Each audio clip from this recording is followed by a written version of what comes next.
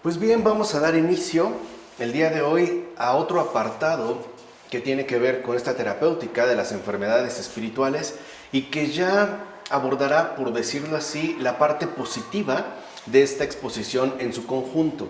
Recordarán cómo hasta este momento nosotros habíamos descrito lo que tenía que ver básicamente con las pasiones y hubo una fase de transición en la cual se abordó el combate contra las pasiones, o sea, cuál es el modo adecuado de poder combatirlas, pensando en la curación a la que estamos llamados a participar. Y a partir de aquí, lo que nosotros iremos viendo ya es, insisto, esta parte, por decirlo, positiva, que corresponde en efecto con la adquisición de las virtudes.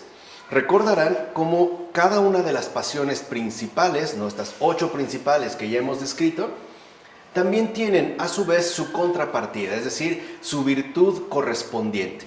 Lo que iremos viendo es exactamente en qué medida cada una de estas pasiones se contrapondría a una virtud en particular. Y lo fundamental no solo es entender cuál sería, digamos, la virtud que corresponde en torno a la oposición que se realice contra la pasión, sino sobre todo cómo es que se adquiere.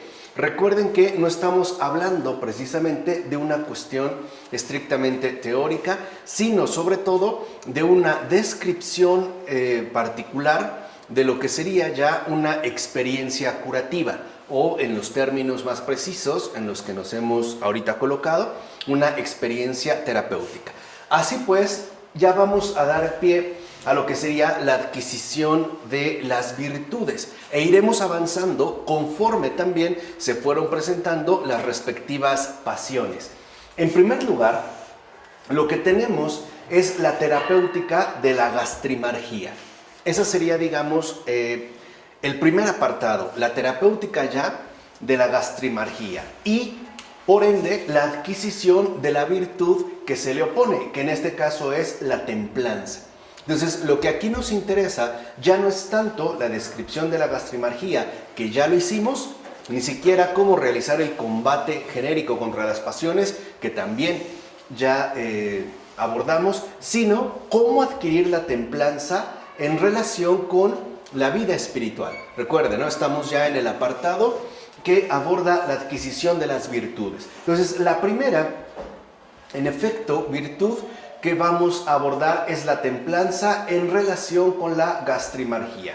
Entonces, lo primero que podemos decir es que la acción terapéutica orientada a curar las enfermedades espirituales debe abordar en primer lugar la gastrimargía. O sea, si nosotros realmente queremos llevar a cabo el proceso terapéutico, ¿no?, espiritualmente curativo, que aquí estamos ofreciendo, debemos también de mantener el orden correspondiente. Recuerden que, bien es cierto, las pasiones están relacionadas unas con otras, ¿no?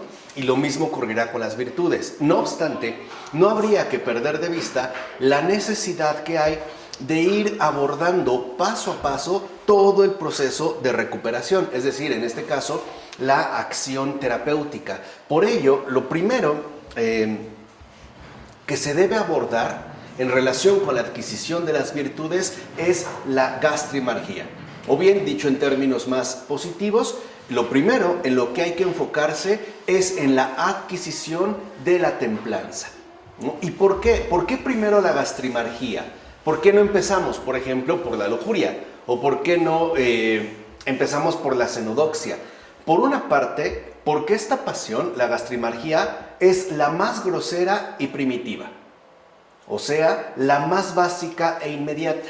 Recuerden que, en efecto, la gastrimargía, al estar vinculada con nuestra dimensión nutricional, o sea, con la dimensión que compete a la adquisición de alimentos o la ingesta de alimentos, pues nos resulta algo sumamente básico. Además de que, por otra parte, también sería algo inmediato. Por ello, no podemos pasar por alto la relevancia que tiene el abordar en un primer momento la gastrimargía. Eso es por una parte. Y por otra, porque la victoria sobre ella, o sea, el poder adquirir la templanza y por ende vencer la gastrimargía, o sea, la victoria que obtendríamos terapéutica a través de la adquisición de la templanza, va a condicionar y determinar el combate contra todas las demás pasiones. Dicho brevemente, si nosotros no vencemos en primer lugar la gastrimargía, tampoco vamos a poder vencer todas las demás pasiones. Esta puede ser la más básica, pero es la primera. Y al ser la primera, es en efecto la que condiciona y determina todas las demás pasiones. Puede hacerlo en mayor o menor medida. Eso puede variar. Lo que no va a variar es el hecho de que es la pasión número uno, digámoslo así, la más básica. Ahora recuerden, el problema con la gastrimargía es que al ser la más básica puede parecernos ser la más inofensiva o bien la más irrelevante y por ende estaríamos como tentados a no darle quizá la relevancia o la importancia que verdaderamente posee.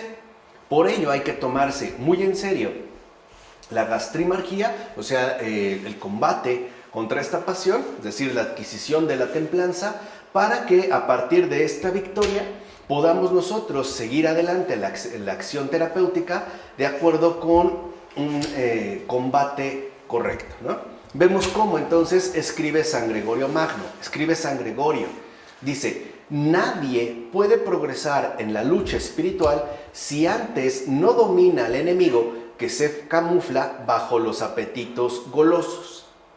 Es un error entrar en combate contra unas potencias lejanas cuando se está sometido por las cercanas. Entonces aquí ya tenemos como una visión muy general que nos ofrece San Gregorio Magno.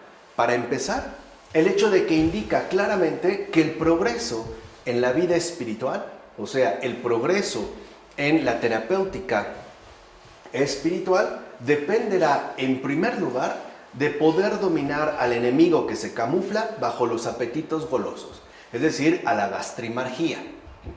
Ese es el enemigo, esa es la pasión, la gastrimargía, pero que además está como camuflado bajo los apetitos golosos. Podemos decir, bajo la ingesta directa e inmediata, básica, tanto de alimentos como de bebidas. O sea, se agarra del comer y beber que nos resulta ciertamente necesario. Esto es por una parte. Y por otro, el comprender cómo es lo que sostiene, ¿no?, San Gregorio Magno, cómo sería un error entrar en el combate, o sea, en esta recuperación terapéutica, pensando en que vamos a vencer unas potencias lejanas cuando no hemos logrado dominar en un primer momento las cercanas. O sea, si nosotros no triunfamos sobre las pasiones más básicas e inmediatas, no vamos a lograr vencer y dominar esas potencias lejanas. O sea, primero hay que atender lo primero, ¿no? O sea, en primer lugar necesitamos nosotros concentrarnos en lo que está más cercano a nosotros.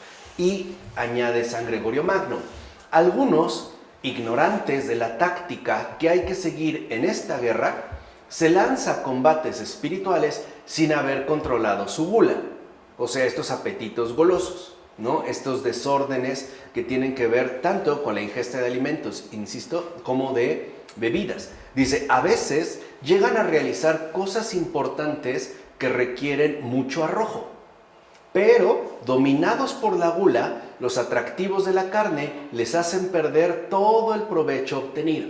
Entonces, lo primero que debemos entender en este apartado, que ya tiene que ver con la adquisición de las virtudes, es que lo primero que hay que controlar para poder crecer espiritualmente es la gula. Es cierto, como dice San Gregorio, que a veces podemos lanzarnos a propósitos que van a requerir bastante arrojo. Por ejemplo, a lo mejor alguien quiere dominar o trabajar en su soberbia. Y sí, puede conseguir avances notables. Incluso podríamos darnos cuenta que en efecto parece haber alcanzado un cierto dominio sobre esa determinada pasión. Por ejemplo, en este caso, la soberbia. No obstante, ¿no?, lo que nos advierte San Gregorio Magno es que aunque hayamos logrado avances importantes en otras pasiones más lejanas, por ejemplo la soberbia, si no se ha vencido primero la gula, todo el provecho que hayamos podido obtener con arduo esfuerzo se viene abajo por la gula. O sea, la gastrimargía, ¿no?, nos hace perder todos los provechos obtenidos con respecto a otras pasiones. Por eso lo fundamental es que nos concentremos en primer lugar en la gula, que sería, digamos, la pasión más básica, más rústica, más grosera, más primitiva, pero que justo por estar al inicio es la que va a condicionar y determinar todo el progreso combativo que realicemos en el plano espiritual. Así, si nosotros en efecto nos concentramos primero en la gula y logramos dominarla, entonces podremos seguir adelante rectamente, o sea, de manera ortodoxa, de manera recta. Recuerden que en este caso la salud espiritual consiste en hacer recta la vida, ¿no?, en rectificar nuestra respectiva vida personal. Ahora, recordemos a muy grandes rasgos que la gula no consiste en desear los alimentos por el placer que producen. O sea, la gula no consiste en comer, tampoco meramente en comer, y tampoco consiste en comer mucho. Eso no tiene nada que ver con la gula. Más bien, la gula es este deseo apasionado con respecto a los alimentos, en tanto estos nos producen un placer. Ahora, este placer puede darse a través de la cantidad o de la calidad. Aquí sí ya lo habíamos visto. Por ejemplo, puede ser el placer que me produce comerme 2 kilos de carne en una sola sentada, ¿no? O bien de la exigencia que pongo en la preparación de los alimentos. O sea, la gula puede ser o bien cuantitativa o bien cualitativa. Ahora, lo que hay que detectar es que esto provoca, por eso es una pasión, una perversión de la función nutritiva del ser humano. O sea, es la gula, lo que produce es una desviación del fin natural y normal de nuestra función nutritiva. O sea, desordena es nuestra capacidad de nutrición, que además nos es necesaria. Y es tan sutil porque, en efecto, en principio nosotros no veríamos nada malo en comer en grandes cantidades o bien el comer en una alta calidad. O sea, en principio no veríamos ningún tipo de problema. Ahora, lo que está de por medio es que veamos cómo en efecto la templanza va a consistir en primer lugar en invertir esta actitud. Ese sería, digamos, el primer paso en la adquisición de la templanza, en tanto virtud. Invertir esta actitud. ¿Qué quiere decir? Que ahora el alimento ya no se tome por el placer que nos produce el comer y o el beber, sino que nos atengamos a lo que nos resulte necesario. O sea, en pocas palabras, ya no se trata de comer por placer, sino de comer porque en efecto tenemos necesidad, nada más. O el hecho de invertir esta actitud comiendo sin necesidad de que los alimentos que consumamos estén, digamos, marcados por una alta calidad en su respectiva elaboración. Por ejemplo, hay personas que se pueden enfadar demasiado si un platillo no está bien elaborado, pero eso es por gula. O sea, eso es lo que quiero que entiendan. Ahí se ve la perversión de la función nutritiva, porque una persona puede estar dispuesta a dejar de comer, incluso lo que es necesario, debido a que no se ve satisfecho su deseo de placer en relación con los alimentos. Ahí se ve la gula. Otra cosa es que una persona encuentre que un alimento esté mal preparado y no obstante no se sienta perturbado por esta cuestión, sino que en efecto, ¿no?, se limite a consumirlos por necesidad. Entonces, aquí lo que vemos es que esta actitud que expresa la templanza, ¿no?, es una inversión. Ya no comer ni beber por el placer que esto produce, sino más bien invertirlo, o sea, dejar a un lado el placer y ahora limitarnos a lo que es natural y normal, o sea, comer y beber solo por necesidad. O sea, ese sería, digamos, como el primer criterio, ¿no? Esta es, digamos, la primera definición de la templanza, en tanto virtud opuesta a la gastrimargía, una inversión de actitud en relación con la función nutritiva que nos devuelve al fin natural y normal, que es comer y beber solo por necesidad. Ahora, lo que vemos entonces es lo siguiente: el alimento se consume para asegurar la vida. Ese es el primer punto. O sea, nosotros, en efecto, para conservarnos vivos, requerimos el consumo de alimentos y también de bebidas. O sea, necesitamos comer y beber. Y esto básicamente se hace para asegurar la vida. Pero también es cierto que necesitamos comer y beber para mantener o restablecer la salud del cuerpo, sin tener por ello que rebasar los límites fundamentales de la necesidad alimenticia. Entonces, lo primero que nosotros vemos es que el alimento del que estamos necesitados, ¿no?, o que requerimos ingerir, tiene como base dos propósitos fundamentales. El primero y más básico es asegurar la vida. O sea, en pocas palabras, sabemos que si dejamos de comer y de beber, moriremos. Nos es necesario. Así pues, lo que es necesario es asegurar la vida. Y el otro, ya sea para mantener, o sea, conservar la salud del cuerpo, o bien incluso restablecerla, sin que por ello nosotros tengamos que pasar de lo necesario a lo placentero. Es decir, de lo normal y natural a lo desordenado, y por ende también a lo apasionado. Por eso va a escribir San Basilio lo siguiente. Dice San Basilio: el objetivo de la templanza lo realizamos de esta manera. No, allá, digamos, ya hay como una descripción clara de la acción, de la acción terapéutica. Dice San Basilio: por una parte, usamos conforme a nuestras necesidades las cosas más simples, es decir, las más necesarias para la vida. O sea, para San Basilio, nuestra vida también requiere de cosas simples. ¿Cuáles son estas cosas simples? Pues las que nos resultan necesarias, que en general se reducen al comer, al beber, al dormir, al vestir, ¿no? En tanto nos resultan necesarias. Ahora, estas cosas simples porque nos resultan necesarias, van a estar ordenadas por un uso.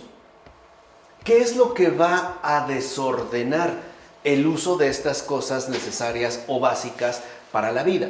Cuando nosotros, en efecto, las usamos ya no conforme, ¿no?, a su propósito fundamental, por ejemplo, asegurar la vida, sino que superamos lo necesario y ahora nos dirigimos hacia otras exigencias que en principio no tendrían nada que ver con lo que nos resulta necesario para vivir. ¿Se entiende? Y añade San Basilio: de esta manera, por otra parte, nos abstenemos de todo aquello que no sirve más que para fomentar el placer en nosotros. Esto también es como muy importante. Por ejemplo, en los tiempos de Cuaresma, ¿no?, ahorita que estamos hablando ya de gestos muy concretos, a veces pensamos que en la Cuaresma, ¿no?, los días de vigilia, por ejemplo, tenemos que abstenernos de comer. Y no precisamente se trata de eso. Lo que sí podemos hacer es, por ejemplo, comer alimentos simples. Por ejemplo, papas hervidas, huevo cocido, sin sal, ya. O sea, de hecho, a lo mejor no nos va a resultar tan apetecible. Incluso podríamos decir que no sería muy palatable. No obstante, con eso aseguramos la vida. O sea, no hay mayor problema. No tendríamos por qué usar unas papas horneadas con mantequilla especial y a lo mejor con una hierba de olor específica. Y eso ya no. Esto ya nos haría, o más bien lo que estaríamos buscando es fomentar el placer que obtendríamos a través de la ingesta de esos alimentos. Eso es pasar digamos, de lo necesario a lo apasionado. Eso es dejarse llevar por la gula. Incluso podemos beber agua simple, ¿no?, que básicamente no es muy estimulante al paladar, pero con eso aseguramos la vida. Otra cosa es buscar un agua preparada, no sé, de los Alpes suizos, con una fruta exótica. Eso es otra cosa. ¿Se entiende? O sea, aquí es cuando nosotros debemos de estar muy al pendiente. ¿En qué momento podemos pasar de lo necesario a lo apasionado? Por ello los padres van a insistir, y ya lo empezamos a ver, en que no busquemos en la ingesta, en el consumo de los alimentos sólidos y líquidos, el placer, sino el satisfacer nuestras necesidades más básicas. O sea, en este caso, digamos, atender a nuestras necesidades nutritivas. Ahora, por su parte, San Máximo afirma que incitando a suprimir todo aquello que no responde a una necesidad es como apagamos el deseo de placer. Así pues, la templanza nos ayuda a limitarnos a lo necesario para vivir. Aquí está la virtud. Entonces, ¿cómo se adquiere la virtud de la templanza? Para oponerse a la gastrimargía, limitándose a lo necesario para vivir. Eso es templanza. Esa es básicamente la templanza. O sea que, dicho de otra manera, como afirmó San Máximo el Confesor, la templanza nos ayuda a suprimir todo aquello que no responde a una necesidad. Eso es templanza.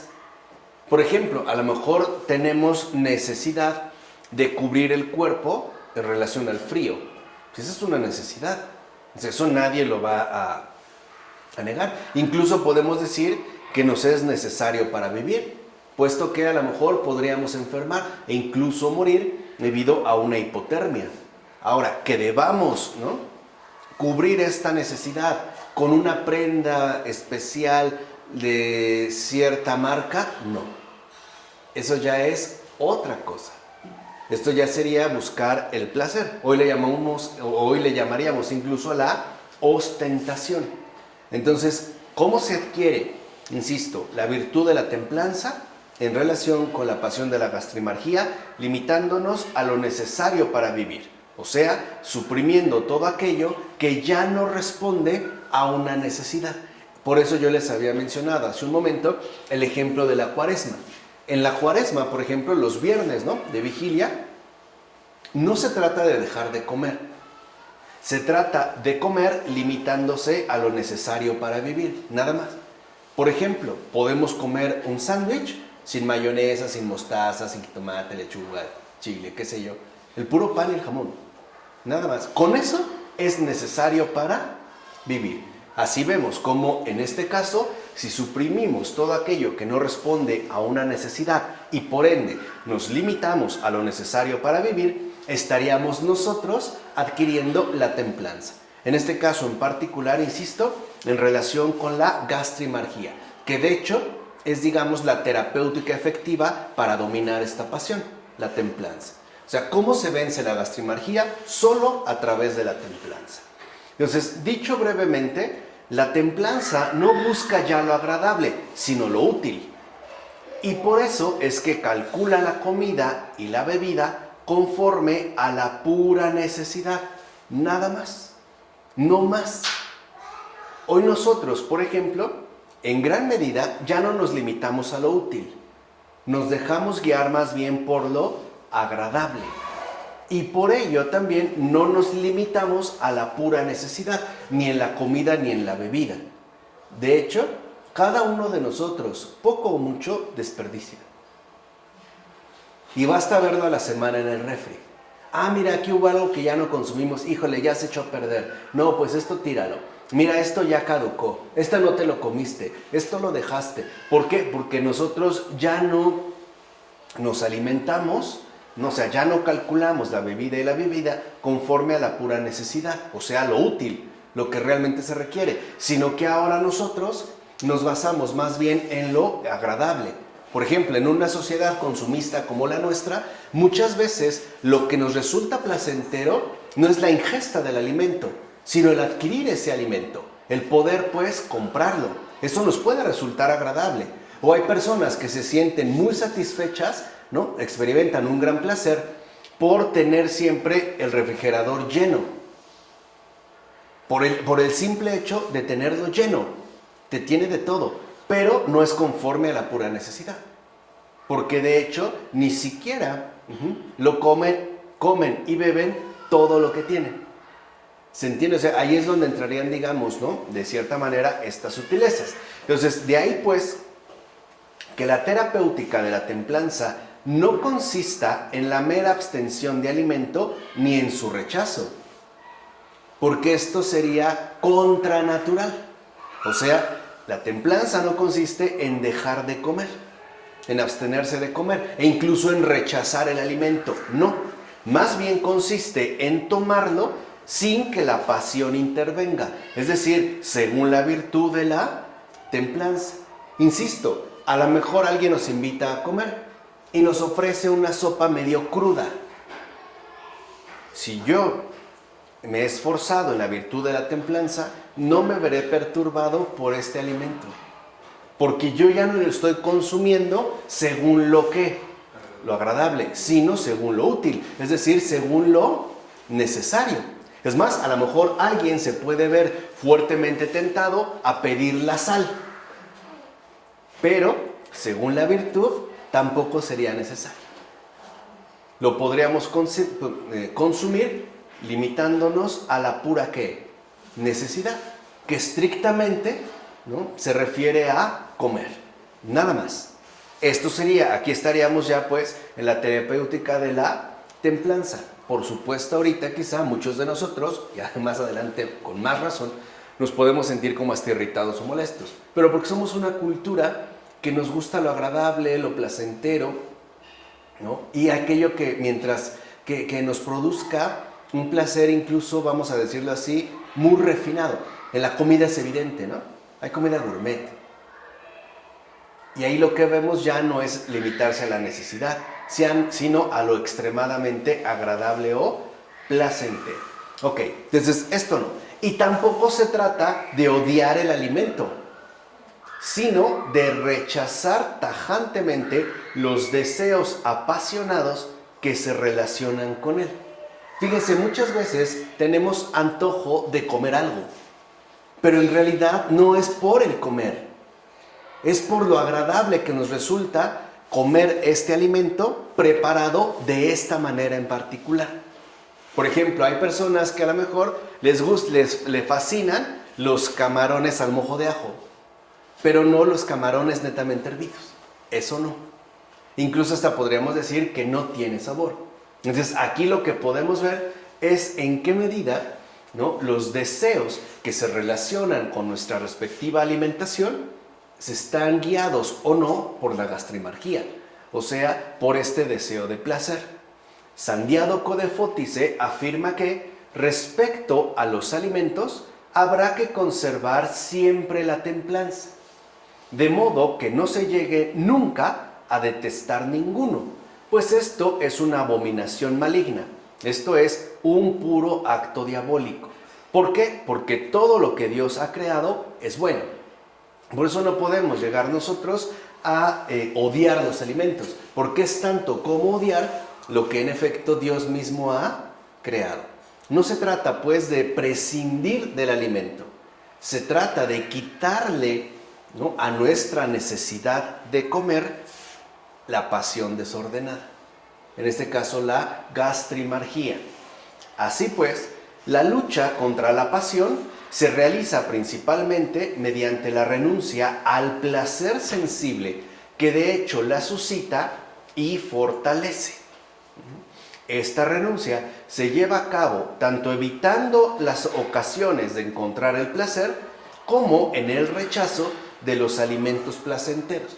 Por eso podemos ver, o no sé si han podido visitar algún monasterio, cómo en efecto, ¿no?, hay como una insistencia particular en el rechazo de los alimentos placenteros. Podemos ver que sí hay muchos alimentos, pero no necesariamente tan elaborados, ni tan refinados. Simplemente tal y como están. A lo mejor hay fresas, pero no cubiertas de chocolate, por ejemplo.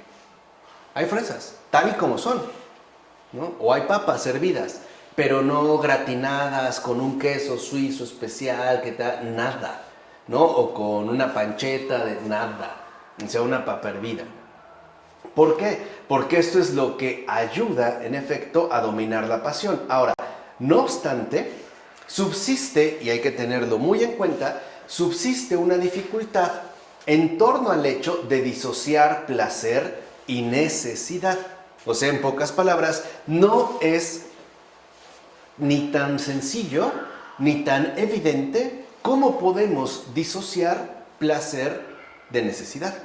O sea, ¿cómo podríamos nosotros, en este caso, separarlos, ateniéndonos a lo necesario y rechazando, pues, lo meramente placentero? En efecto, lo malo, en realidad, no es ni siquiera el placer mismo, sino la búsqueda del placer y el apego al placer. Esto es, de hecho, la pasión de gastrimargía.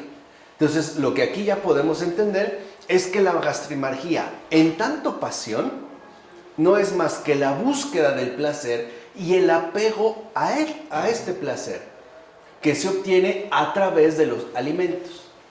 E insisto, esta obtención de placer, como dijimos hace un momento, puede ser de dos tipos, ya la habíamos visto con la gastrimargía, o bien cuantitativa, y entonces nos vamos por la cantidad, o bien cualitativa.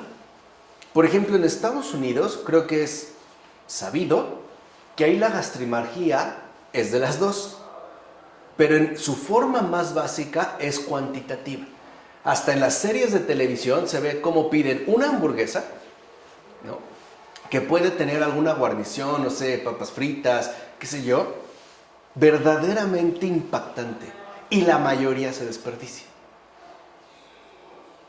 O sea, incluso vemos hasta en las películas, ¿no? Piden un platón enorme, comen un poco y lo demás lo desechan. ¿Esto qué es lo que manifiesta? Esa perversión en relación con nuestra función nutritiva. ¿Por qué? Porque ahí lo que se busca es el placer y el apego a este placer. Por ejemplo, el placer que nos puede dar recibir un plato literalmente desbordante. Eso sí es placentero. Es más, si te dieran una hamburguesa micro, estilo McDonald's, como que deprime, ¿no? Por eso la tienen que adornar mucho. Pero si te dan una hamburguesa de 3 kilos, o sea, de entrada sí impacta en relación con la cantidad. Y si a esto le agregas el apego que tenemos a este tipo de placer en relación con los alimentos, pues entonces la pasión de gastrimargía se fortalece demasiado. Por eso San Juan Cassiano hará notar que el placer que se obtiene de forma natural al comer no es un mal esencial. Por ejemplo, hay un placer normal, esencial, al comer alguna fruta. Hoy, en parte, esto se ha perdido por la producción en serie de los alimentos que consumimos. De hecho, hoy es raro que se hable de alimentos orgánicos, que en realidad no es más que una etiqueta para venderlos más caros, para hacernos creer que es un alimento privilegiado. No, es un alimento de lo más común y corriente. O sea, de hecho no tendríamos ni por qué decir manzanas orgánicas. Son manzanas reales, manzanas a secas, y tienen un sabor especial. No vamos a decir que no. O simplemente la lechuga. Si ustedes compran o compramos una lechuga de súper, ¿no?, de un supermercado, verán que prácticamente no tiene ningún sabor. Tiene textura y consistencia, pero no tiene ningún sabor. Una lechuga orgánica, es decir, una lechuga real, una lechuga a secas, sabe a lechuga y sabe muy bien. A eso es a lo que se refiere. O sea, aquí sí se obtiene un placer, pero este es placer de forma natural, que además obtenemos al momento de comer. Y en eso no hay ningún mal esencial. Un huevo orgánico, real, de granja, sabe muy bien a huevo. Tiene un sabor muy particular. Es más, la gente que va a provincia y consume los alimentos de allá, una de las cosas que más le gusta es la comida. Decimos, sabe diferente, tiene otro sabor, lo están haciendo normal. O sea, De hecho, la templanza se abstiene del placer y no lo busca para nada. Es más, ni siquiera ya le presta la más mínima atención. O sea, no es ahí donde está el problema. O sea, literalmente, ¿no? El placer que obtenemos al comer de forma natural, lo normal, lo real, no es un mal esencial. Porque Dios tampoco ha creado porquerías. ¿No? La leche real, la leche verdadera, tiene un buen sabor. No hay ningún problema en ello. A lo que sí nos conduce la templanza es a este afán, ¿no? Esta obsesión por limitar nuestra función nutritiva a lo placentero. Es más, conforme la templanza avanza, ya ni siquiera el placer es prioritario. Ya no es prioridad en relación con los alimentos. Es más, si comemos un platillo muy elaborado, ¿no? Muy placentero, está bien. Pero si no, también está bien, o sea, tampoco es grave, pues ya no hay conflictos. ¿Cuántas parejas incluso no se pelean por los eventos culinarios? O porque ella cocina muy mal, o porque él cocina fatal, o qué sé yo. Desde ahí puede haber como problemas muy particulares. No, ya en la templanza a eso ya ni siquiera se le presta la más mínima atención. Por tanto, la templanza puede resumirse de la siguiente manera, y no es un juego de palabras: comer sin comer y beber sin beber. O sea, limitándose a lo necesario. Esto es comer sin comer. O sea, ya no buscando siempre el afán de lo placentero, sino limitándome al comer por comer, a lo que resulta necesario. Y lo mismo pasaría en el caso del beber. Nos puede resultar difícil en ciertos productos. Por ejemplo, una bebida gaseosa sin gas es bastante repugnante, porque está diseñada para ser gaseosa. Pero el agua, comer sin comer, o sea, sin verme perturbado por el tipo de alimento que consumo. Estamos hablando de una alimentación normal. O sea, tampoco estoy diciendo, entonces vamos a comer excrementos y vamos a beber orines. Pues no. Estamos hablando del comer normal, ¿no? O sea, sin sentirme pues molesto, porque a lo mejor mi paladar no quedó satisfecho en relación con el placer al comer, ¿no? Limitándome a lo necesario. Ahora bien, puesto que la gastrimargía no se reduce solo a la calidad de los alimentos, sino a su cantidad.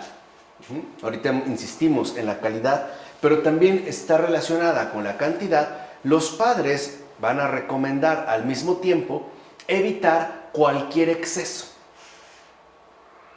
O sea, no rebasar el límite de lo necesario. Incluso podemos decir, de lo estrictamente necesario. O sea, el consejo que en general dan los padres en relación con la dimensión cuantitativa de la gastrimargía es quedarse siempre con un poco de hambre y un poco de sed. Un poco. Por ejemplo, ¿no? Hay personas que a lo mejor, no sé, en México somos capaces de comernos 10 tacos al pastor. Pero sabes que pues, ya con ganas te comes otros 2. Bueno, si sabes que 10 es la medida, pues a lo mejor te comes 9. No tienes que comerte 2. Tampoco se trata de eso. Es solo un qué. Un poco. Si te tomas en cada comida 1 litro de agua, pues tómate 3/4 de litro. Un poquito. ¿Para qué? ¿Para lastimar el cuerpo? No. Para doblegar la pasión. Para eso. O sea, para no alcanzar la satisfacción total. Ahorita vamos a ver por qué. Escribe San Juan Casiano: la regla general que hay que seguir en la templanza es limitarse siempre al alimento necesario para sustentar el cuerpo sin tener que llegar al extremo de saciarlo. ¿Es esto el punto? Nunca llegar al extremo de quedar absolutamente saciados, sino también tratar de promover, ¿no? O de hecho el trabajar en quedarse con un poco de hambre y con un poco de sed. O sea, no se debe pues llenar el vientre ni de comida ni de bebida. O sea, no se debe llegar hasta la saciedad completa. ¿Por qué? ¿No? Eso es lo que tiene, digamos, como un motivo muy especial. No es meramente por fastidiarnos la vida o por querernos hacer pasar un mal momento. No es esto, sino que es el evitar llegar hasta la saciedad completa, o sea, el quedarse con un poco de hambre, un poco de sed, es lo que impide el arraigo del placer. O sea, el placer se alimenta de la saciedad. Mientras más satisfechos estamos, más se incrementa, digamos, la intensidad placentera. En cambio, si nosotros promovemos la ausencia de saciedad, el placer no tiene, por decirlo así, espacio para poder colmarse. ¿Se entiende? O sea, por eso es la regla general de la que nos hablaba San Juan Casiano.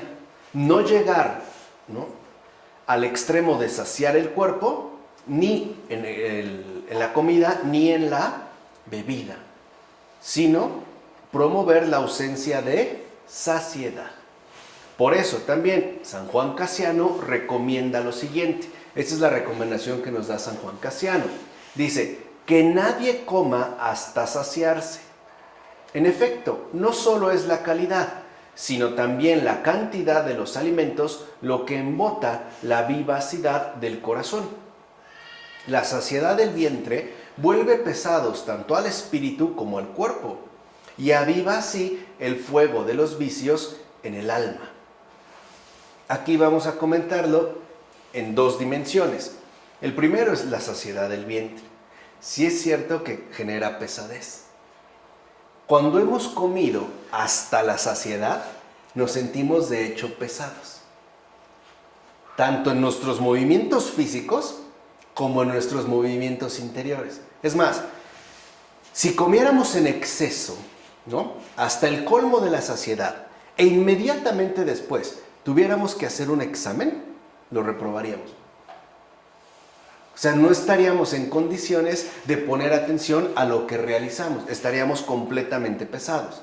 Esto, digamos, en el plano fisiológico, que sería como el menos relevante, pero también aviva el fuego de los vicios en el alma. Por ejemplo, haciéndonos suponer que todo lo podemos obtener para satisfacernos.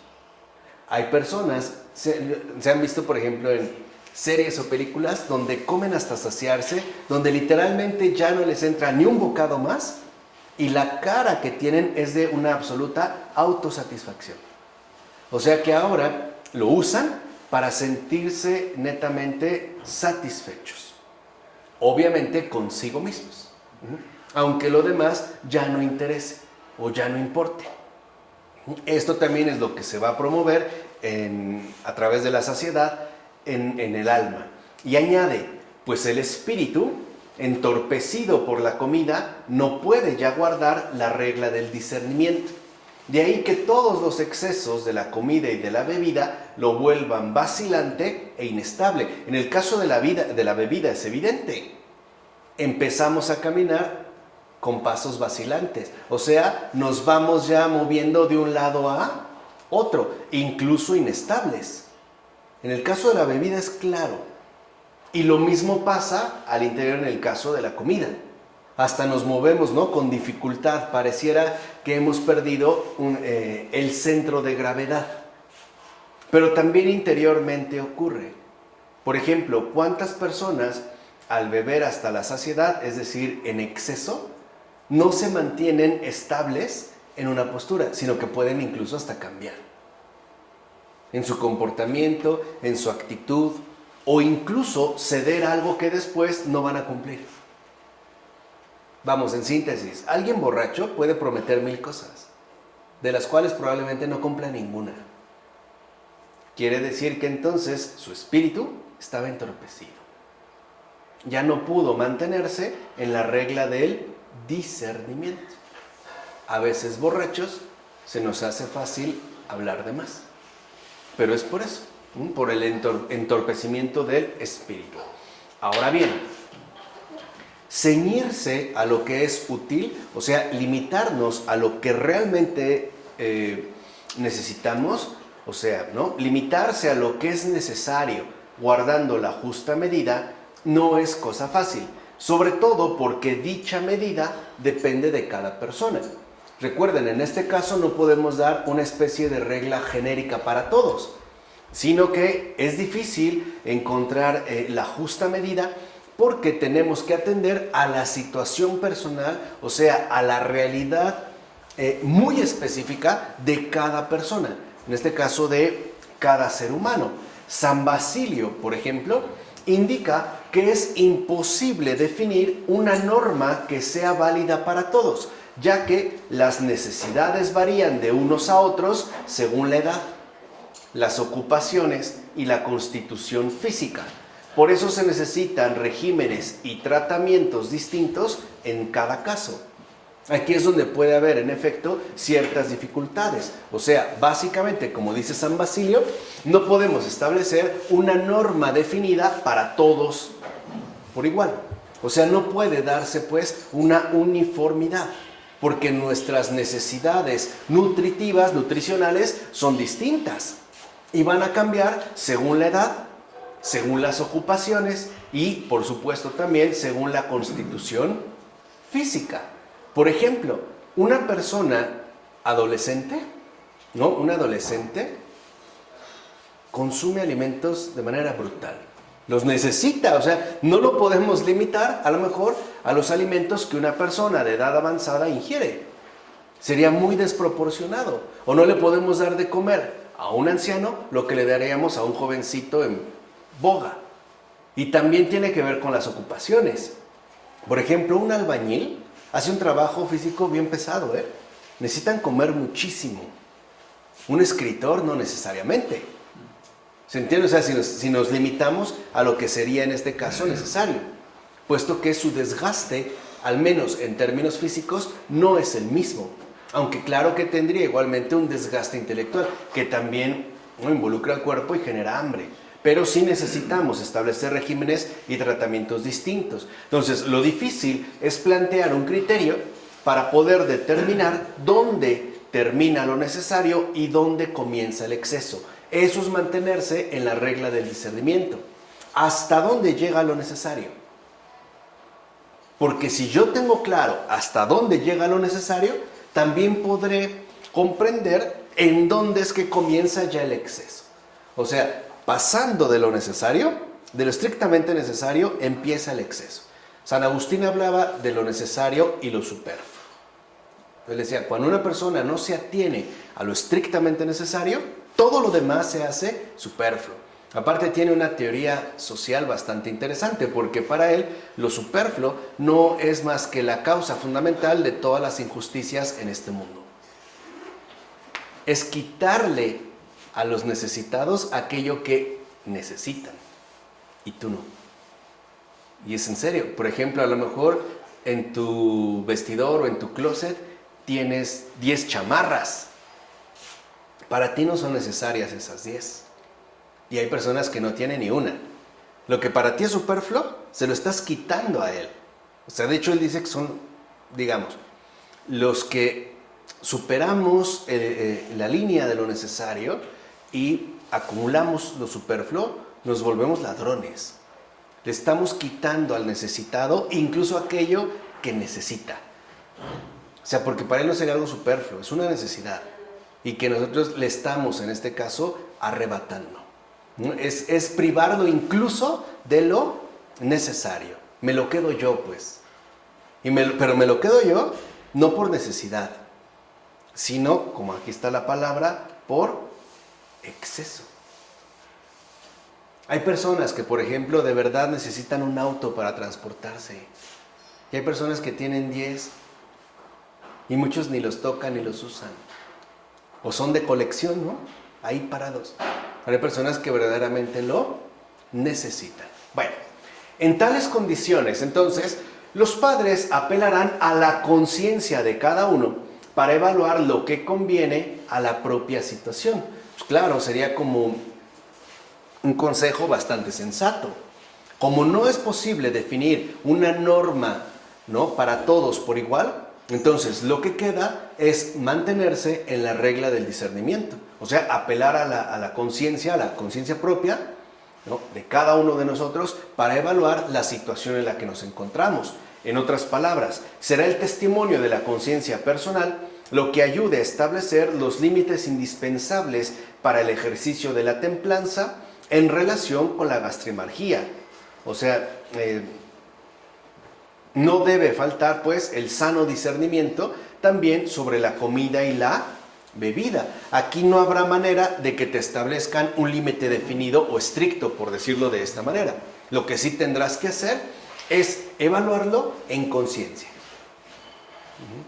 Creo que ahí hay como un criterio bastante, insisto, sensato para poder determinar en dónde estamos ubicados, en lo necesario o en lo excesivo. En realidad, se trata de determinar si el estado actual del cuerpo, porque con eso tiene que ver, o sea, no tiene que ver con la idea que yo me he formado, sino con mi propia realidad corporal y sobre todo en relación con la vida espiritual. Por decirlo de otra manera, el criterio fundamental, ¿no?, para la templanza es darme cuenta de qué manera mi situación corporal favorece o no la vida espiritual. Porque la vida espiritual se obstaculiza si el cuerpo posee demasiada fuerza o bien si el cuerpo tiene demasiada debilidad. Entonces, en el caso de la templanza, a lo que nos ayuda a corregir es que el cuerpo no esté literalmente, ¿no?, sobrealimentado y que tampoco padezca por falta de alimentación. Porque cualquiera de los dos, ya sea demasiada fuerza o bien demasiada debilidad, van a obstaculizar y a perjudicar la vida espiritual. Entonces conviene alimentar más al cuerpo si no parece apto para cumplir su papel en la vida espiritual. O sea, si se debilita y deprime al alma en lugar de sostenerla. Hay personas que a lo mejor consideran que le van a bajar al alimento en relación con la vida espiritual.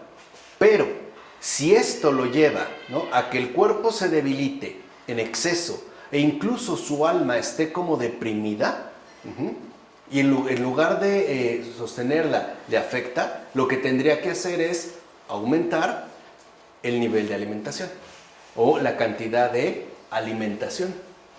¿Entienden? Aquí es donde tendríamos que encontrar nosotros cuál es lo más apto para que el cuerpo pueda cumplir su respectivo papel en la vida espiritual. Ahora, por el contrario, vale la pena restringir su alimentación si el cuerpo, con fuerza excesiva, vuelve pesada al alma y favorece que emerjan y se desarrollen pensamientos y movimientos apasionados. Recuerden que el más frecuente y el más peligroso de ellos es este pensamiento de autosatisfacción, de que yo lo único que estoy buscando es poder quedar siempre plenamente satisfecho, es decir, hasta la saciedad, o sea, en exceso. Por eso va a enseñar San Hipacio. Dice, mandamos dominar al cuerpo para que no se recargue de alimentos y haga que el alma se hunda en los pecados y por tanto impida al alma dedicarse a las cosas espirituales.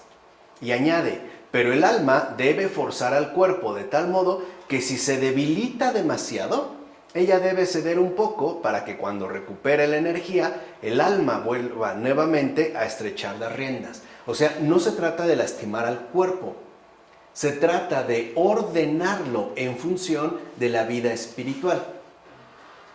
Si, por ejemplo, por falta de alimento, yo ya empiezo a tener problemas gástricos, necesito comer. Pero si por exceso de alimento yo siempre tengo como pesadez y sueño e incluso exceso de flatulencias, pues debo dejar de comer. Porque en cualquiera de los dos casos, lo que se ve afectada es mi vida espiritual. Por una razón u otra, ¿no? Por su parte, San Doroteo de Gaza precisa lo siguiente. Dice, come por necesidad quien habiéndose fijado una ración diaria, la disminuye si tal ración le afecta. O sea, aquí hay que ser flexibles. Por ejemplo, provocándole pesadez interior. Por el contrario, cabe añadir un pequeño suplemento a tal ración si lejos de causarle pesadez, no sostiene ya su cuerpo y debe ser aumentado su respectivo suministro. O sea, si yo me siento debilitado, pues ¿qué necesito hacer? Comer más. Pero si yo me siento sobrealimentado, pues entonces, ¿qué tengo que hacer? Bajarle. Siempre en relación, insisto, a lo espiritual. De esta manera, cada uno evalúa con precisión sus necesidades personales y se adapta a lo fijado, pero no con vistas al placer, sino con el fin de mantener la fuerza del cuerpo. Eso es lo necesario. Mantener la fuerza del cuerpo. Ahora bien, San Juan Casiano dice que nunca podremos despreciar el placer de los alimentos terrenos si nuestro espíritu no se apega a la contemplación divina y si no encuentra su felicidad en el amor a la virtud y a la belleza de los alimentos celestiales. Y aquí hay como un punto muy importante. La única manera de adquirir la templanza es apegándose a lo celestial y desapegándose de lo terrenal. O sea, en pocas palabras, no vamos a poder superar la gastrimargia si no nos esforzamos en la contemplación divina. Y acuérdense, de la victoria de la gastrimargia dependerá todo el combate posterior. O sea, el vencer a las pasiones que siguen, como el adquirir las virtudes que corresponden. Por eso San Barzanufio dirá, busca las cosas de arriba, piensa en las cosas de arriba y medita en las cosas de arriba sin apego ni atención a lo de abajo. Ejemplo muy sencillo, aquí lo vamos a ver. Me dan un platillo y antes de evaluar qué tan bien preparado estuvo o no, me pienso en las cosas de arriba. Por ejemplo, dando gracias. Es lo que van a insistir. Dando gracias a Dios al comer y beber, también manifiesta el ser humano la atención y la adoración debida solo a Él. Es un modo efectivo de poner fin a la pasión, ya que no se ingieren los alimentos aparte de Dios. Por eso se da gracias antes de comer y beber. Cuando alguien te dice, a ver, bendice los alimentos, no estamos bendiciendo los alimentos. No es como hacer un hechizo. Quítense esas ideas extrañas. No es bendecir los alimentos, es vamos a darle gracias a Dios por lo que nos concede.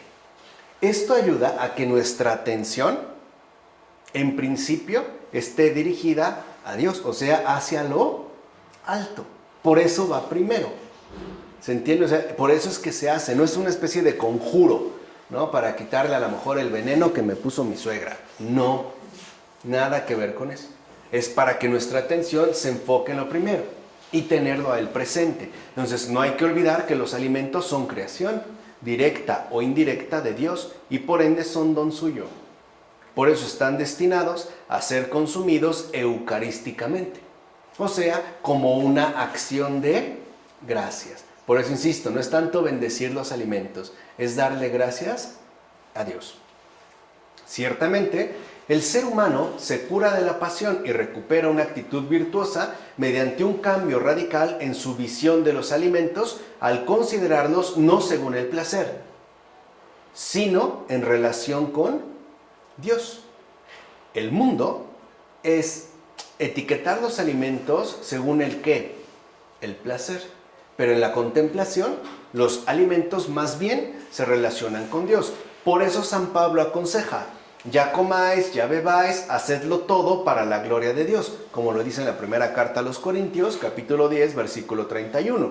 Entonces, al ingerir así los alimentos, o sea, agradeciéndolos a Él, ¿no? Recibiéndolos de Él, estos se santifican. Y de hecho, todo el cosmos que ellos representan. Al mismo tiempo, el ser humano se santifica él mismo, ya que suprime la barrera que la gastrimargia levantaba entre él y Dios, y más bien ahora se une a Dios dándole gracias. Esa es una Eucaristía. Recuerden que la palabra Eucaristía es acción de gracias. Y al dar gracias es como yo me uno a Dios, recibiendo lo que Él me envía, ingiriéndolo, y por ende reconociendo en eso su bondad. Esa es la unión. Así pues, es claro que la gastrimargia no se origina en las necesidades nutricionales del cuerpo, sino en ciertos deseos que proceden del corazón, o sea, del hombre interior. Eso es lo que ya había dicho Jesús, ¿no? Nada de lo que entra fuera del hombre mancha al hombre, sino aquello que sale de dentro. Quiere decir entonces que el problema no está en comer y el problema tampoco está en beber, sino en si estamos o no unidos a Dios. Por ejemplo, aquí quiero mencionar un caso llamativo, Santo Tomás de Aquino. Hoy en día no valoramos mucho las capacidades intelectuales, el trabajo intelectual. Santo Tomás de Aquino es de una inteligencia potente. Era un monje, ¿no? Nos llamamos dominico. O sea, hijo de Santo Domingo. Pero era bastante obeso. Muy obeso. Al grado de que en el refectorio, en el comedor, en el lugar donde él se sentaba, tuvieron que cortarle una especie de media luna para que alcanzara su pancita. Para que pudiera embonar. Era un glotón, ¿no? Lo requería.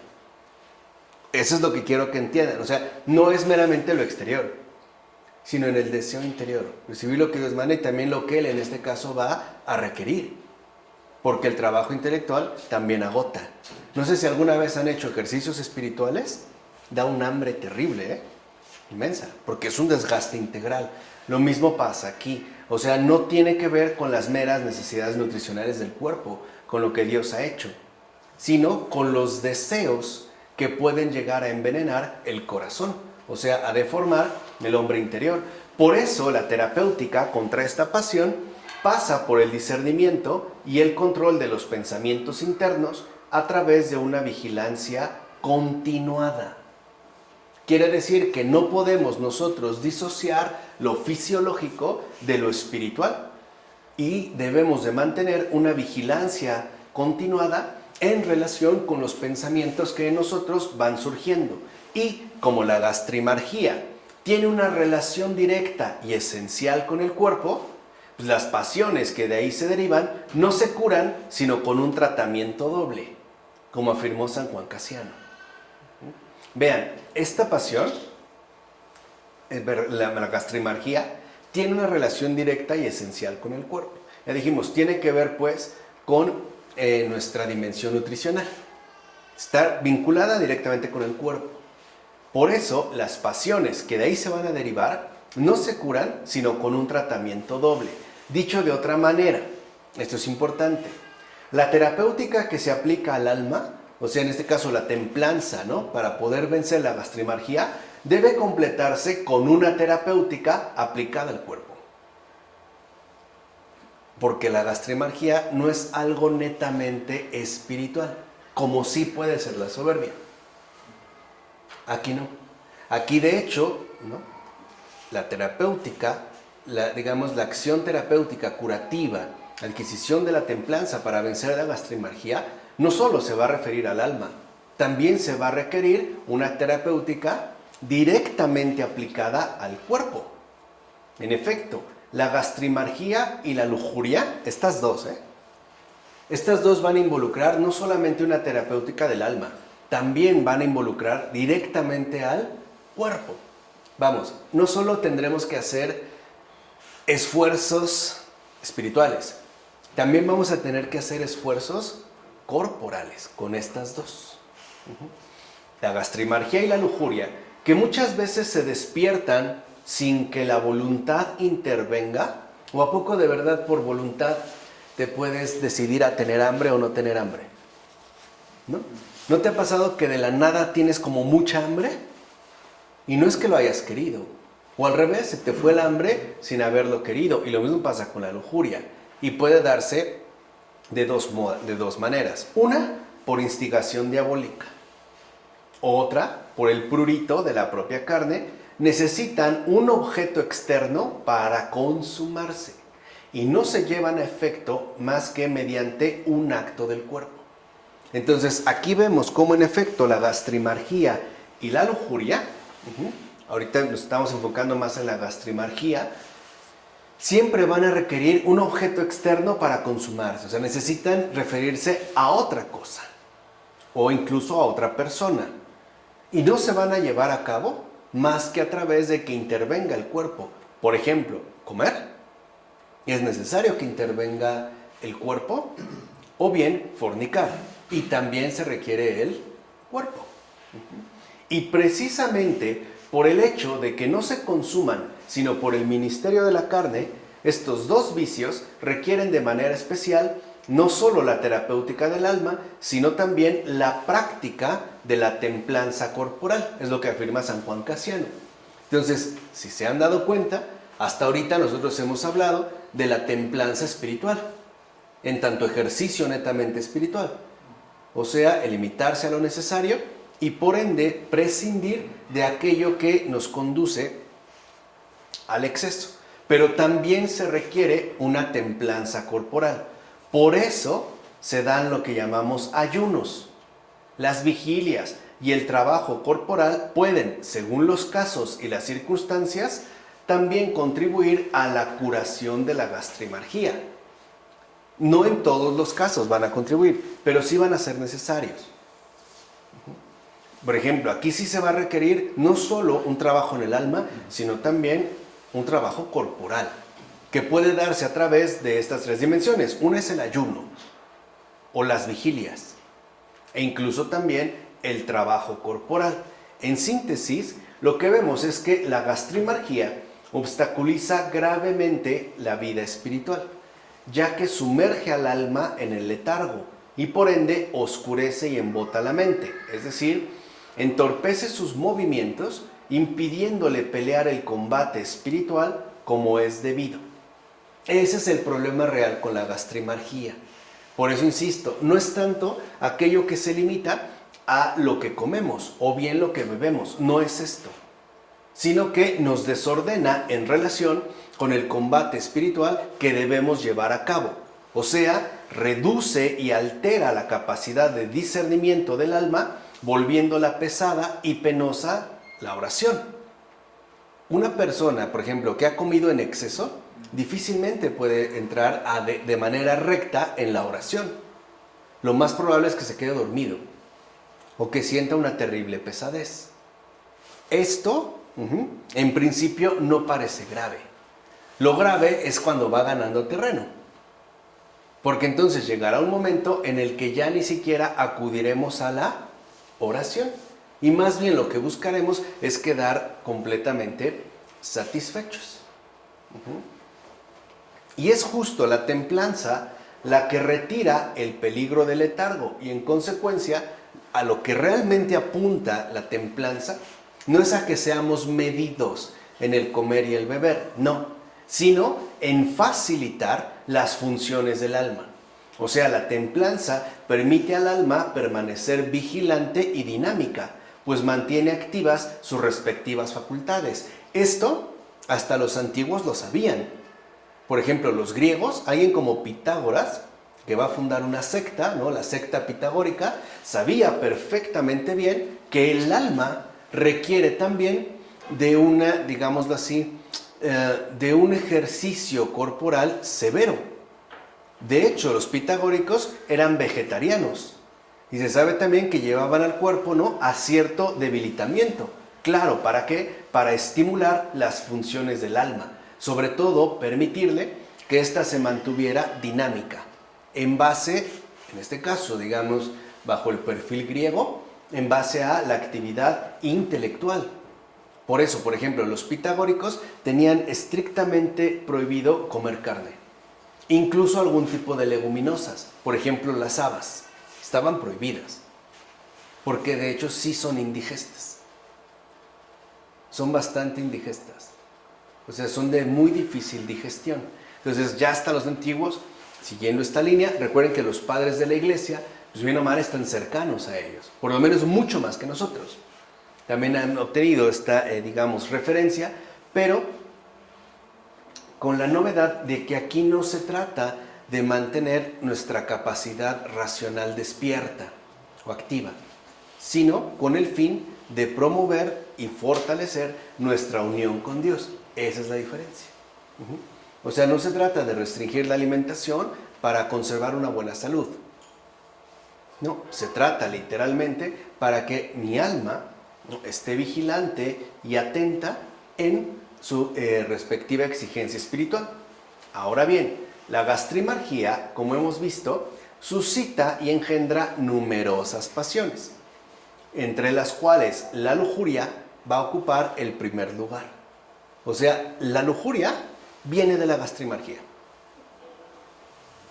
De ahí brota. Quien hace nacer la lujuria es la gastrimargía. Es su primera, digamos, la primera pasión que emana de la gastrimargía. Hace otras, pero la principal es la lujuria. Pues bien, la templanza, al producir el efecto de domar las pasiones del cuerpo, suprime de igual manera la lujuria antes de que aparezca. O sea, no se le da tiempo a que esta, en este caso, no en particular, la lujuria, tome fuerza, sino que se le quitan las condiciones que de hecho la fomentarían. Por otra parte, la templanza contribuye a reducir las pasiones del alma. Aquí estamos hablando en el caso de las pasiones del cuerpo, especialmente la cenodoxia, el orgullo y la filautía, lo cual conduce a restablecer las virtudes contrarias. Y aquí nada más de pasada, ya lo veremos con más detalle más adelante. Pero aquí lo primero que podemos ver es que las virtudes contrarias a estas pasiones, a la cenodoxia, ¿no?, el orgullo y la filautía son, para la cenodoxia, ¿qué es qué? Vanidad, ¿no? Es la continencia. Para el orgullo es la castidad. Y para la filautía, ¿no?, es la humildad. Pero además en cuerpo y alma. Y eso es algo que también nosotros debemos entender. Recuerden que somos nosotros materia, ¿no?, espiritualizada o bien espíritus encarnados. Entonces no podemos nosotros disociar ninguna de estas dos dimensiones. Dependiendo los casos, a veces será más importante insistir, por ejemplo, en lo anímico, o sea, trabajar en el alma. Pero a veces también será muchísimo más necesario insistir en la dimensión corporal. Lo que es un hecho es que las virtudes, ¿no?, ya comenzamos por la templanza, que se opone y vence la primera de las pasiones, que es la gastrimargía, no solo se refiere a la templanza del alma, sino que también va a tener que ver con la templanza del cuerpo. Ahora, evidentemente, si la gastrimargía suscita y nutre multitud de pensamientos apasionados, la templanza ayuda a conservar el espíritu libre frente a los objetos y sus representaciones, lo cual va a instaurar en el alma la calma y la estabilidad interior. Y aquí vemos, digamos, su principal efecto. Primero, es el hecho de que cuando la gastrimargía se apodera de nosotros, nos va a saturar de pensamientos apasionados. Lo que va a hacer la templanza es anular la fuente de la cual se nutren estos pensamientos y nos va a conceder el mantener un espíritu libre tanto a los objetos que se nos presentan como a sus respectivas representaciones. Y esto al final va a instaurar en el alma una calma y una estabilidad. O sea, podremos finalmente vivir tranquilos.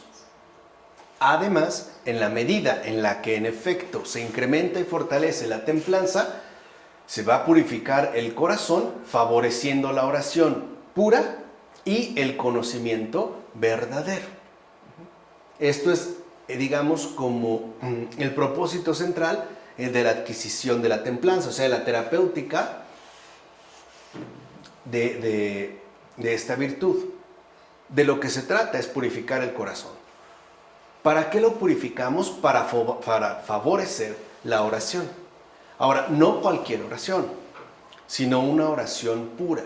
Y también para que una vez libres nuestras facultades, ¿no?, intelectuales, anímicas, del alma en general, se vean libres de todos estos desórdenes, podamos acceder al conocimiento verdadero.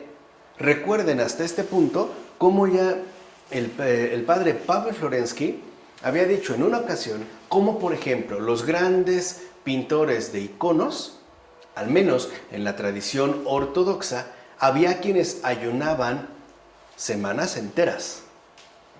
Y no tenían, aparentemente, no tenía nada que ver con la obra que iban a presentar.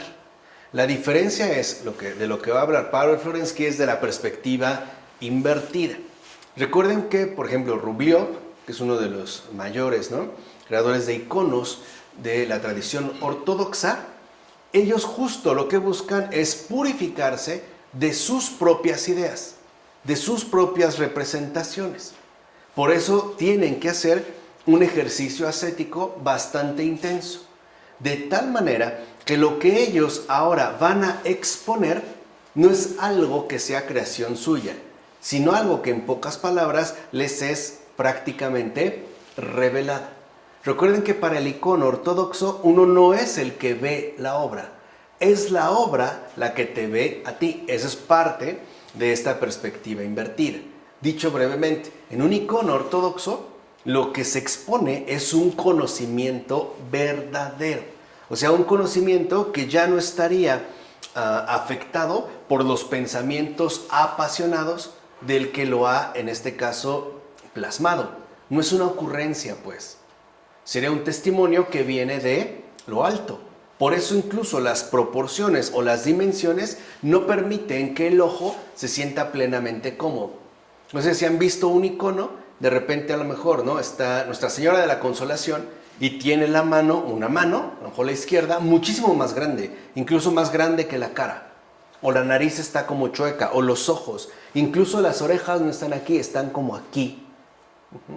Y eso es simple y sencillamente para que quede claro que esto no es una obra de un ser humano, sino una obra que se ha revelado a través de esta persona, la cual incluso, vuelvo a insistir, tiene que estar preparada o muy preparada para poder acceder a este tipo de revelación. O sea, necesita purificar su corazón, lo cual lo conduce a favorecer una oración pura y por ende finalmente a acceder a este conocimiento que sería verdadero, sería una luz. Por eso recuerden que los iconos, los verdaderos iconos, no los turísticos, los verdaderos iconos ortodoxos son imágenes vivientes, por eso son tan venerados. No por la altura artística del pintor, no, sino por lo que ahí se revela, por lo que ahí finalmente ha salido a la luz. Por eso, por ejemplo, en la tradición ortodoxa rusa, los iconos siempre tienen un papel muy especial dentro de los hogares. Casi siempre están iluminados, porque es una imagen viva. O sea, ahí no se destaca el autor. No es como decir tengo un Picasso o un Van Gogh. No, ahí lo que tengo es una manifestación viva de la propia divinidad, lo cual también apunta a que se purifique el corazón, se favorezca la oración y por ende se promueva la adquisición no de cualquier conocimiento, sino del conocimiento verdadero, es decir, de la contemplación. Así pues, hasta aquí lo que hemos visto es cómo adquirir dentro del campo o ámbito de las virtudes la primera, que es la templanza, y cómo se vence y el por qué es necesario vencer la primera de las pasiones, la más grosera, la más tosca, la más básica, la más inmediata, que es la gastrimargía. ¿De acuerdo? ¿Sí? Vamos a dejarla.